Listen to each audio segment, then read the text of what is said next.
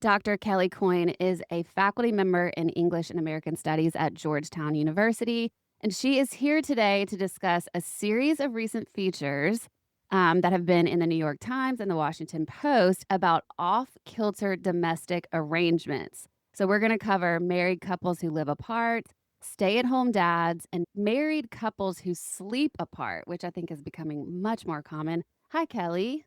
Hi, Kelly. Thank you so much for having me. Of course. I'm so excited to talk to you. I was telling you before the podcast, this has been a topic of conversation in my own personal life recently. And I think one of the biggest things I love to bring the listeners on this podcast is just the option of something different. Like, I think we were all kind of brought up in this way that's like, this is what you do, and that is how you live a successful life or a happy life or create a happy life. And the older I've gotten, the more I've started to question that existence. Like I've really tried to start carving a path that is unique to me and that works for me and that makes me genuinely happy, not because someone else told me to do it that way, but because it's truly in alignment with me. I was telling you also, I'm in a relationship and my boyfriend lives in Charleston. And the constant question I'm getting from people is, well, when is somebody going to make the move? Like, is he going to move to Nashville? Are you going to move to Charleston?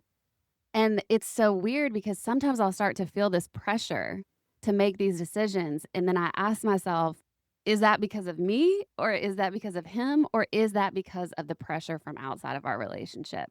And the truth is we're really happy as is right now. And so we're just kind of figuring it out as we go. But so I love these options that you present, that you're writing in these articles about the different kinds of ways that you can be married and live apart, that you could maybe be a stay-at-home dad if your wife is the breadwinner or the one who wants to go out and build a business, or to just sleep in separate beds so you get a good night's sleep. What made you want to start exploring these topics? Well, I come from a literature background, and so my master's is in English, and my PhD is in film and media studies and cultural studies. And when you study books, you learn a lot about genre, right? Mhm. And like, for instance, the marriage plot is is a convention of many novels that you read. And I started to think about, well, does American culture prescribe a certain kind of life path for women? And might that be a genre? Like the first comes love, then comes marriage, then comes Ah, babies. yeah. And I think that, it shares many features of genre, like you have that iconography of the wedding dress and the iconography then of the home and the baby carriage. And so once you start thinking of things as a genre, then, you start to realize that there isn't necessarily a natural order of things and that there are actually many conventions that are imposed on us by mainstream society, via television. And so once I started, doing more ethnographic research and talking to people, I realized women's lives are just so much more interesting than that. And they're longer than the marriage plot. You might have the marriage plot, but then you get divorced Right. or you have a baby before you get married. I think those are the stories that we often make invisible, and I really just wanna bring them to the surface because they're so much more common than we think. Do you find that there is a difference between a male mentality and a female mentality in this whole conversation? Because what you just described was kind of the marriage plot. And I know as a young girl, like that is pushed into our brains as girls from a very early age. Like your whole goal in life is basically set up to be to find a man and get married. And I haven't had the conversation with men where I'm feeling that they have that same pressure. Not that they don't get it at all, but it doesn't seem like their programming from early life is about finding that exact partner to have this marriage. Like, they're supposed to build a career, build a whole life. So are you seeing a difference in that? I do. I think that, women are pressured much more in terms of the lifespan and the lifestyle, where men, it's like you have to find a hot girlfriend or a hot wife. Mhm. Woman, you'll start to get the gesture of, like, tapping the ring finger, at baby showers or whatever, Yeah. like, you're dating someone, it's time to start, thinking about marriage or, like, you're encountering, well, when are you gonna as though that is the inevitable outcome of you 2. Right, And I right. think with women, the more that I speak to women, it obscures their ability to actually see what they want. Like, they might have grown up actually not liking those stories and, like, not identifying with them, and then they find a partner they really like and they're compatible with, and they're like, "You know what? I don't think I need to get married," but the pressure will just start to eat at them, and the questions will start to eat at them, and what concerns me is that I feel like it never really stops. First it's to get the ring on your finger, and then it's to get married and live in the same place, and then it's to have babies, and then it's to make sure that those babies kind of continue this upward ascent Yeah. socially.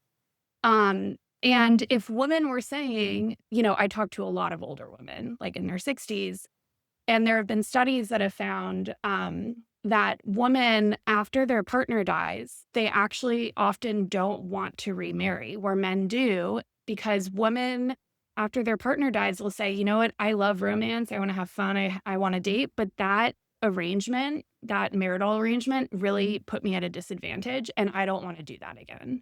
And they'll talk about how often, when they are dating, men will just look for a nurse with a purse, like someone who can take care of them and someone who can pay for them. And so if women were in their 60s and saying, listen, I really want to remarry, I feel like it worked really well for me, it made me really happy, I'd feel differently about the coercion.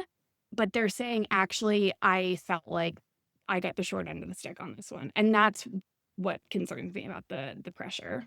Yeah, I had another guest on this podcast who talked about invisible labor in relationships. And I read a lot of that in your articles because you were saying that women tend to be are the happiest people in different studies have been married men and single women. Yeah. And that was really interesting to me. And it made me immediately think of that invisible labor conversation because I think often what I was reading in the articles was that the women felt like they couldn't necessarily follow their dream or really pursue their path career wise or in life or whatever it was because they were giving so much energy to the relationship and also to building up the man's career.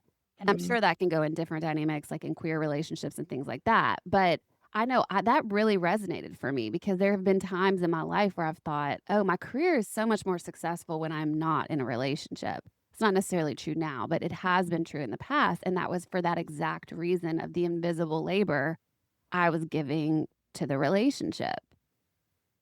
Do Yep. do you agree with that, or does that I seem, mean, like, in it's line with what you were saying? yeah, there's the literal labor of, like, picking up socks, Yeah. where it is. And a lot of women say that they have, like, different standards for cleanliness than their male partners. And so they end up because they're the only ones who can see the crumbs on the table, they're the ones who clean up. Okay. But I've also spoken to women and we do know, especially post-COVID, like, women do in heterosexual marriages, women do so many more hours a week of domestic labor than men. But then there's also this interesting emotional thing that I've heard about from a few women where it's kind of like the second their partner steps into the house or steps into the room, they start seeing themselves as his wife. And they're like, is he hungry? Is he comfortable? If he seems not happy, I should ask him what's going on and try to fix it for him and, make him feel better. And it's and I learn, I hear about mothers who like forget to feed themselves. They're like, I was just feeding my kids all day. And I'm like, Yes. that actually makes sense to me. Like becoming a wife is kind of this first step of you start to think of yourself as a wife and think of the demands a relationship is putting on you before you actually are able to recognize like what you actually want in that moment. And I think that can really drive relationships into the ground because you start to disconnect from yourself. Absolutely. Well, so one of your articles we're obviously talking about is that about married couples who actually live apart, which was fascinating to me. And I actually read all the comments Oh my underneath the god. article, which was Yeah. because I was like, what are people saying about this? And the majority was, it was just really interesting. It's like a fascinating experience to read the comments, but the majority of men were almost frustrated with it from what I could see in the Mhm. comment section. And then there were a lot of women who didn't necessarily think that that would work for them, which is totally fine. Like they were married and wanted to stay that way or stay Yeah. living together. And then there were a lot of women who thought, wow, that really could be a situation that would really work for me for the exact reasons you're saying. I wouldn't be spending so much time picking up socks off the ground or doing all that thing, I would be asking myself, what do I want from my life? So what are the overall themes that you have found doing this research about men and women living separately, like in individual houses or apartments or anything like that? Yeah, I mean, the comments on that article were astounding to me to Yeah. go to sort it by most liked comments. It was like this very clear line where women were saying, "Wow, this sounds great," and men were like, "Do you not love your partner?" Yeah. It was ki to look at the gender names against the comment was really and I just felt really grateful to these people for sharing their experiences and their stories. But, something that people often ask is they say, "Well, if you're not living with your spouse, how do you afford to live alone?" Which is really, really hard in this country. And I think that pop culture, because, I study mass media, has made it difficult to see that there are other options. So, people in real life in America buy homes with their siblings. Like, I know multiple people who have bought an apartment with with a sister, or like a duplex situation where one sibling gets one floor and another sibling gets another floor. You can be married and you can live with a sister, or you can live with a friend, or you can live with a roommate. And I think especially for heterosexual women, like there is a difference between living with a woman and living with a man. And something that's becoming more and more prominent are mommy-ins, which is when women post-divorce move in together to, not save money, but make it tenable to, pay the bill and help each other raise their children. And I think that's something that I've struggled a lot with in my research is I feel like we give more weight to I love hearing from divorced women, or we're getting all these great memoirs from divorced women talking about how they felt marriage disadvantaged them. But I feel like we are not very good at centering the voices of women who just opted out of that life. Mhm. I think that if you're divorced, you have a certain kind of credibility because it's like it's not a sour grape situation where like this woman got the golden ticket and she experienced it and now she can speak on the disadvantages of the arrangement. Where I wish that we could hear more from women who have never just said, this isn't really for me. Like I love my boyfriend. I want to do this, but I don't want to go through the whole lifespan, move in together, have kids, all of that stuff. Yeah, it's interesting because that has been my experience. I told you I've never been married. I was engaged at one point, but I never got married. And it's interesting. I think almost people are associating my calm nature about being apart from my boyfriend now as almost like an avoidance of some sort. Mhm. And it's not. Like, it's not that at all. It's actually the opposite. I feel more in tune with myself and with him than I ever have in a relationship, which is just really interesting. But I'm feeling this confidence that I didn't have before in carving out my own life path. And I think a lot of times when we're, supposed to get married, I'm doing air quotes right now, you're so young, like you don't really know. You don't know what you want. You don't really understand what the obligations of marriage look like or the responsibilities of that kind of relationship. And so I'm often seeing women, 10 years down the line saying, I love my husband, but like, I feel like I'm missing out on my own life. Mhm. Does that make Yeah. sense? Yeah. Yeah, and I mean, there's, a movie called Anora that I'm writing on right Oh, now, yeah. and she, I think what happens to her is what happens to many women where they believe that, they're gonna enter into this family as a first-class citizen, Mhm. and it's a sure thing, and so they leave their work behind, they burn bridges at work, they kind of leave their friends behind, they leave their house behind, and then it falls apart, and they've given up so many things, and it makes sense that you would cling very hard onto a marriage if you've given up so much for it, Sure.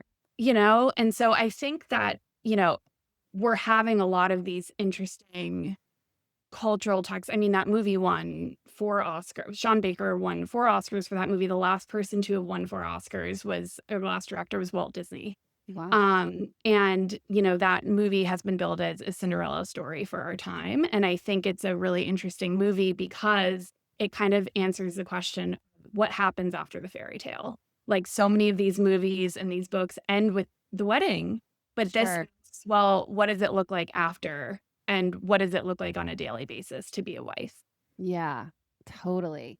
So let's talk a little bit about the arrangement if people are living apart, because in Mhm. the article you referenced a couple different couples and they all said equally that that was the best move for their marriage, and some of them ended up moving back in together, but they said the experience in and of itself was what their marriage needed, and it deepened their marriage. I would Mhm. assume that a lot of people associate living apart with on the road to divorce, separation, they must not be doing well. So how do we start to reframe that in our mind as not necessarily a negative thing for our relationship, but just as another option that if we do feel the calling is not deemed as like bad for the relationship. Yeah, I mean, what I found in talking to people from that community is how the LA, so it's living apart together is what sociologists call it. It was actually a point of pride for many people. It's really interesting as a reporter to, I write about things that are often pretty taboo, living apart together. I'm writing an article on prenups right now. I had more people wanting to talk to me about living apart together than anything else. It's been difficult to get people to talk about their prenups, which I understand. Sure. But I think that there is this, and it's probably self-selecting, the people who wanna talk to me, because people who wanna talk to a journalist are really happy with their Yeah. lives. They're really proud of their relationship. They feel very secure in their relationship if they're gonna talk to a journalist. And I found that it was often the woman who both initiated the arrangement and also wanted to speak to me. And I think I spoke to 12 couples and I profiled 3 of them. And they all were pretty different. One of them, was a temporary arrangement. It was a woman who grew up in a very traditional family, and she went straight from living with her parents to living to with her husband. Mm. And she just, one day over COVID was like, I never got that experience and I'm really sad about it. I don't know if I'm ever going to get it. And she brought it up to him and he told me, he was like, I would never dismiss what she said. And I was like, Yeah. oh my God. No, totally. I That love is that so too. like, what a sign. It is. I feel so lucky for my job because I often hang up the call and I'm like, oh my God, like I want to cry. It's so moving. Yeah. And so they ended up moving apart temporarily because she felt like she was falling into this wife role that she didn't like, and she was losing connections with her friends and with her artistic pursuits and things like that. And then they realized, okay, we can live outside of New York and actually get more space. And Mm. so they were able to get a bigger spot where she had her own room and they moved back in together. But another couple I spoke to, it also came about during COVID where one member of the family was an extrovert and she really liked the city. And then her husband actually was literally a farmer and they lived in a farm outside of the city. And she just started kind of going stir crazy over COVID. And so she got a place in the city and they see each other multiple times a week. And the way she funded that was even though they're in their 60s, she got a job as a shuttle driver for a Mm. college nearby. So she found a way to fund it that actually also kind of fed her desire for social interaction. She loves being a shuttle driver. And so there are many different ways people go about it. It does get really complicated with couples with children. Sure. And so there are many other ways those kinds of couples do it. But for the couples I spoke to, it seemed like it was a pretty fluid thing. Like it's not assumed that this will be forever, but it's not assumed that this is temporary either. It's just Mhm. an ongoing conversation they have. The thing I like about the idea of it, and just in hearing you even talk about those couples, is there's 2 different people in a coupleship, right? And it seems like often when people get married, we just assume they almost have to become one person. I mean, literally, that is what is said. Like, you're Yeah. becoming one, biblically or whatever when you get married. And I believe that kind of does an injustice to each human in those situations because no matter if you are in line with your partner or you do, create a situation together in this relationship, you are still an individual person. And I Mhm. think that often can get lost because you start doing everything together. Obviously, we all have to compromise a bit in relationships. And so I think the beauty of it is in seeing like the extrovert versus the introvert. It's not that their relationship has to end because of those Mhm. differences, but it's about embracing the different qualities and learning how to thrive individually so that you can thrive together. It's actually almost like a healthier way to be in relationship to me. Yeah. I totally agree, and I think that we know that marriage is temporary now. Like, your Mhm. partner might die, and you Right. might get divorced, right? Like, especially if you're a woman in a heterosexual partnership, you're likely going to outlive your husband. And so we act like if you're living with a friend or a sister, that's temporary, where if you're living with a spouse, that's forever. And Mhm. that's just not we there isn't data that supports that at all. Right. And so allowing for all of these many different kind of lives within your marriage, if it's a really long one, I think is a really exciting thing. Yeah. Well, kind of in line with the living separately, if that didn't feel right to a couple, another option a lot of couples are doing is just sleeping in separate rooms. And I actually have multiple friends who do this for multiple reasons. It's like Yeah. the partner snores, or one has to Mhm. get up super early in the morning, one has a night job. Mhm. One needs to be closer to the kid, whatever it is, but for whatever reason, it worked better for them.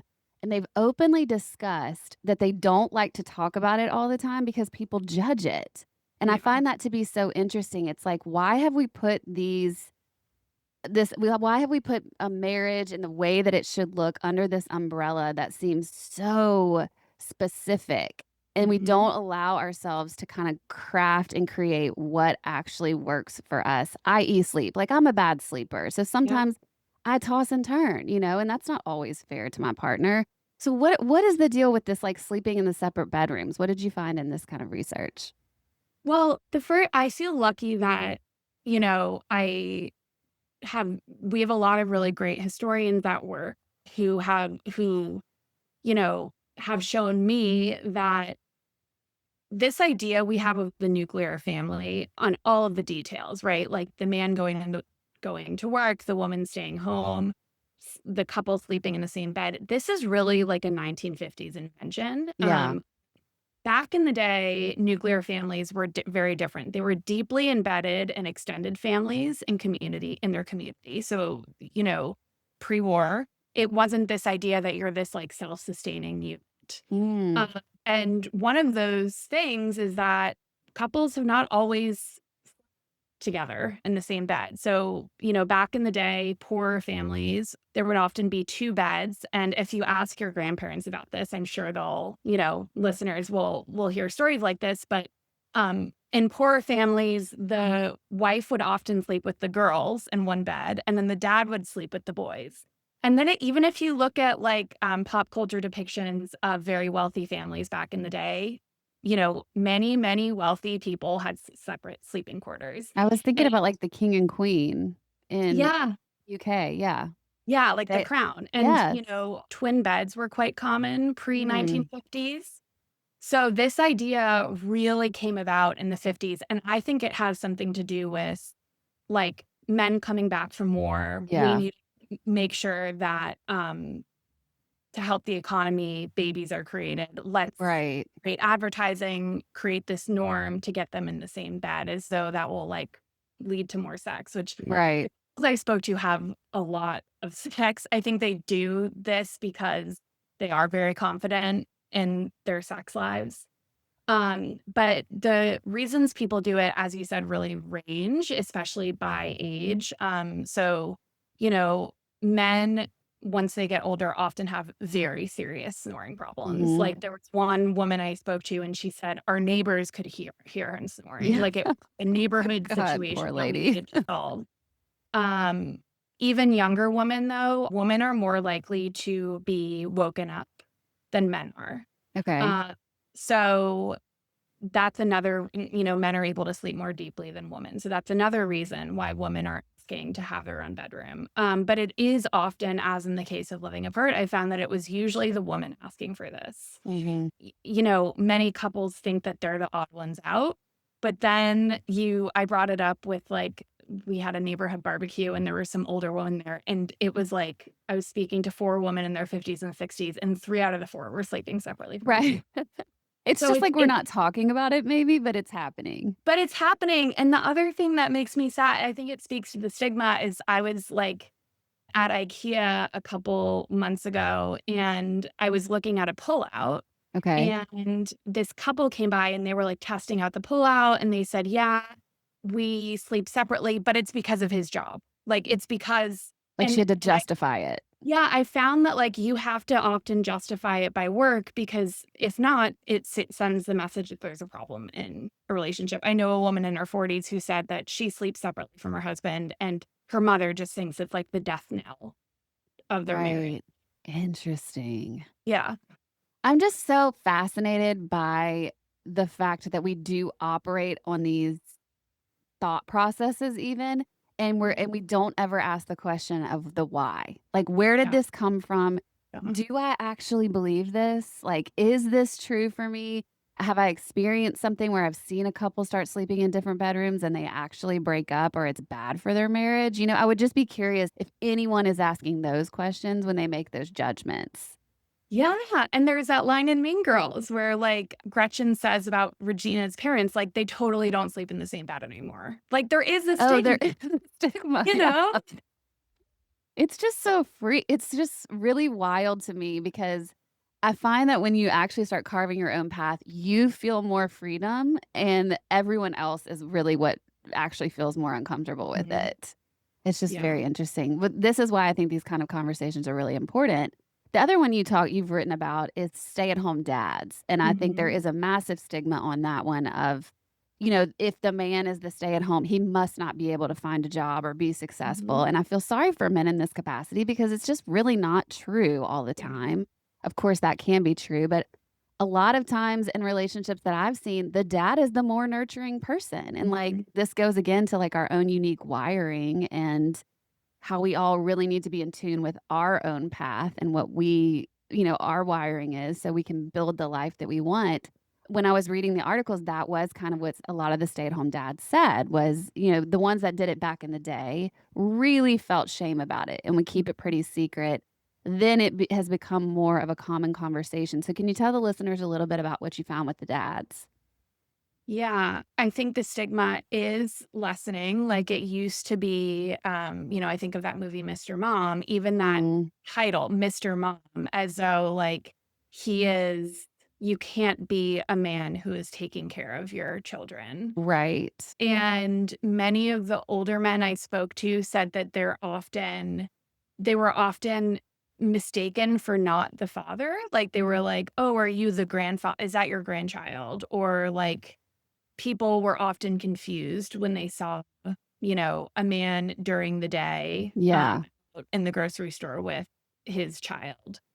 But I think one of the biggest things I took away from that article is the queer population has really opened up so many different ways of arranging our lives, um, for heterosexual people and for, even like I think asexual Americans as well, because there's this idea that like just because you're having sex with someone, it doesn't necessarily mean they have to be the most important person in your life. Just because you're a man and you have a kid doesn't mean you have to be the breadwinner. Mhm. Uh, Queer couples are really, really changing the possibilities for everyone. And I mean, it was great. I spoke to a gay couple probably in their 40s. And, one of them, he just said, this is always like, I've always wanted to be the primary caregiver.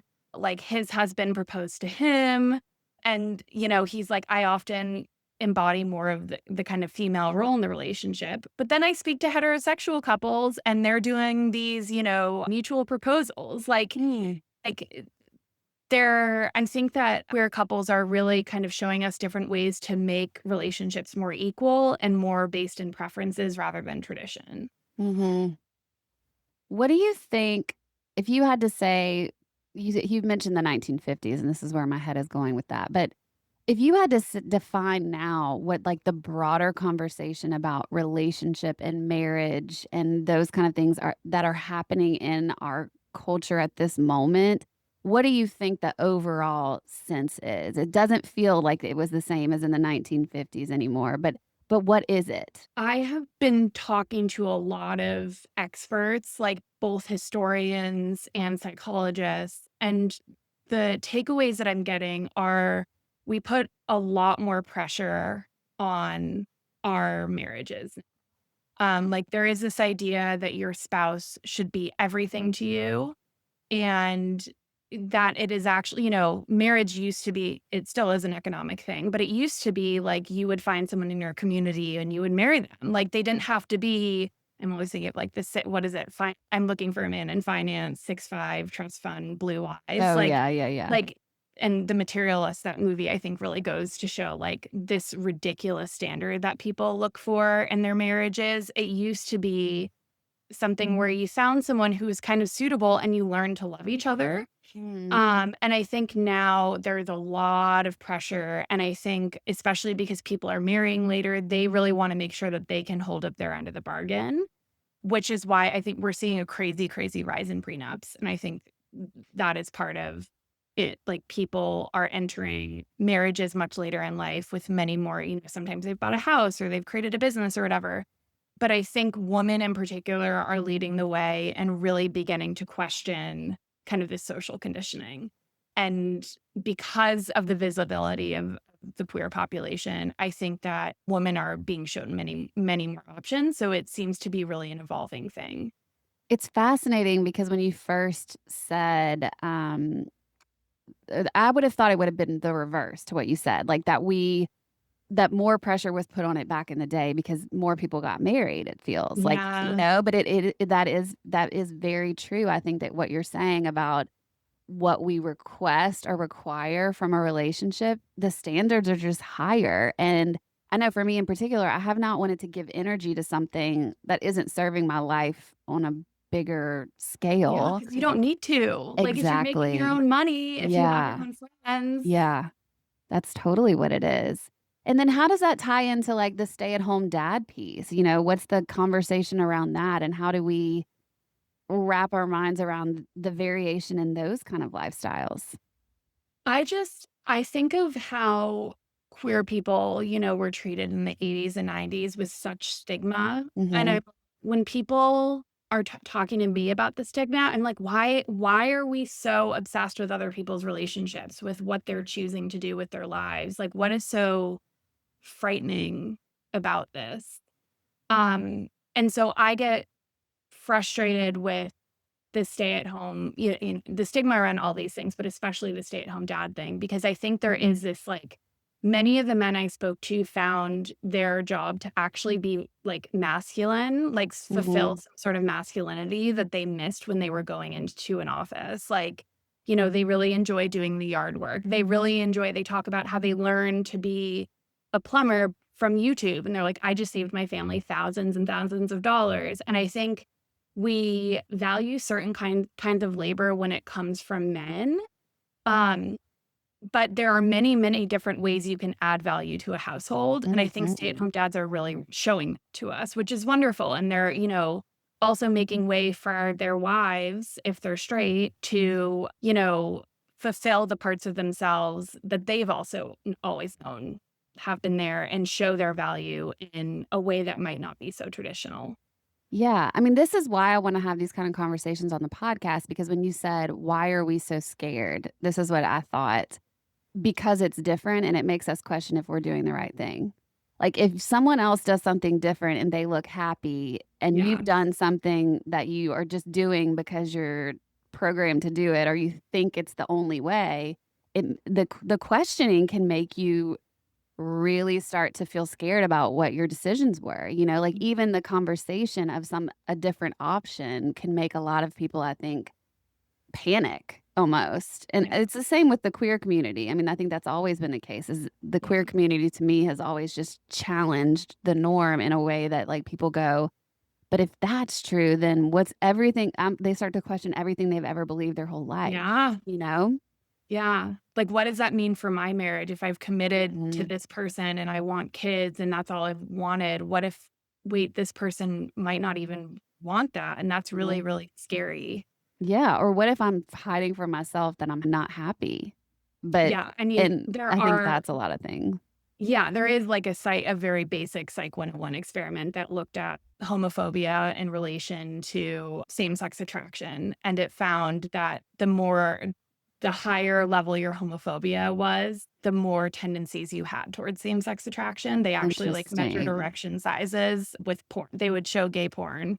and measure erection sizes, and it makes sense, like, you hate in others what you can't accept in yourself, Oh, for you know? sure. So if you're not Yes. happy in your marriage and you're seeing in a very traditional marriage and you're seeing someone do something differently and they seem happy, and especially if you have given up a lot, you've put your whole life on the line, you're gonna cling to that norm as the Mhm. best and the only option and really try to degrade the other person. And so I do think, like, there we have learned so many lessons about, like, the way that we treated the poor population back in the day is so wrong.